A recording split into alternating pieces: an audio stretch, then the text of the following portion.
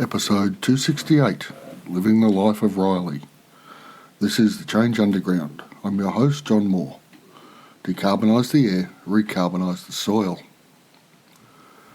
I've been at this caper for 46 odd years and still feel like I'm beginning, so I thought this week I'd dig around the web and find some people who are starting out on their small holding adventures. Let's jump in and see if I can tease out some themes that might be of value.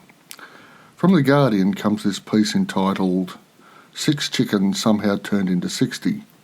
Meet the families trying to live the good life in the pandemic. Quote, on their 1 acre plot of Hertfordshire countryside, Sarah Apps and Liam Armstrong live with 3 chickens, 59 tomato plants and until this morning 3 pigs. It's been an emotional day, says Apps. I plan to get more pigs later in the summer, and next week more chickens are arriving. Then ducks and a goat and a couple of turkeys for Christmas, and maybe next year bees.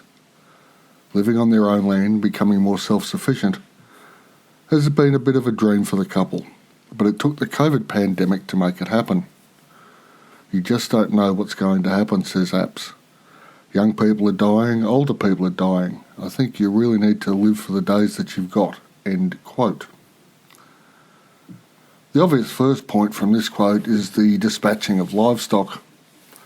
Some people will never be a part of it, others use slaughterhouses, and some of us are prepared to do the job ourselves. The beasts are just too big for me to handle on my own. Everything else from pigs to quail I've killed, cleaned and butchered.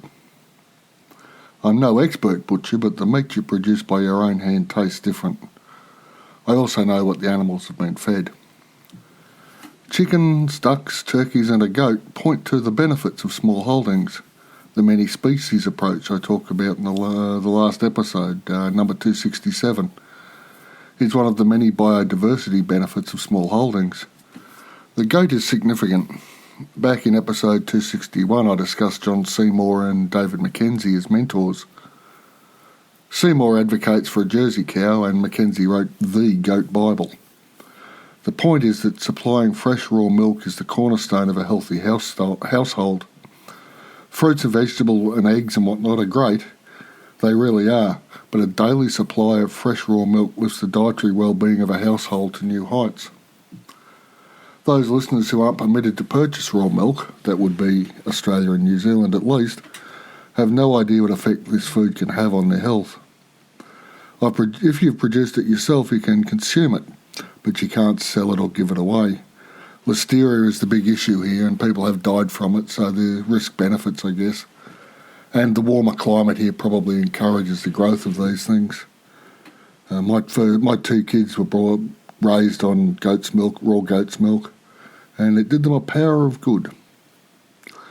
Another example of a small holding comes from the Small Farms magazine entitled Urban Sprawl Sparks Agrarian Revolution in Queensland. Quote, everyone has their dream farm, be it rolling hills in the mountains or riverside paddocks. A single acre of poor soil on ex-research station land hemmed in by suburbs doesn't exactly scream ideal farmland. But for those behind Millen Farm, it was perfect. Located only 30 minutes from Brisbane in the suburb of Samford Valley, Millen Farm started 4 years ago as an unbelievable idea. Roof tiler turned permaculturalist Aaron Heidman was one of those roped into the project. After 15 years in high vis, Aaron found his true calling in permaculture and market gardening, end quote. Again, the principle of the smaller the block, the more likely the cash crop will be plant-based holds here. This story is instructive in that the only land available may well be well run down and screaming for love and attention. In this example, permaculture is the tool and approach used, but it is not the only one available. Biodynamics has its place too. Originally an idea for running large mixed farms, well, family-sized mixed farms, that is animal and plant production. It had its place, it developed in the late 19th century under Steiner. I covered a biodynamic enterprise in Victoria, Australia, way back in episode 117. Good heavens, that was a while ago. Run by Mark Rathbone of Save Our Soils. Well worth another listen, I reckon. Biodynamics has seen a huge uptake in the wine industry for some reason. A few years ago, I used to keep an eye on a list of WordPress tags to see what was going on in the organic world. And under the tag Biodynamic, 19 out of 20 posts were about vineyards moving to this form of production, so there must be something in it. On the news tonight was a filler piece about a village in Sicily looking for millennials to repopulate and farm the surrounding country, and this could be a thing. There's always a redistribution of property and economic power following a plague. Most obvious examples are the rise of Islam after the plagues of Justinian knocked the Persian and Roman empires about and left them weakened, and then the rise of the yeomanry in England following the Black Death. So who's to know how this will all shake out? I am sure, though, that a quiet life with more space than a flat is driving many people into the countryside, and to what I believe is the most fulfilling way to live.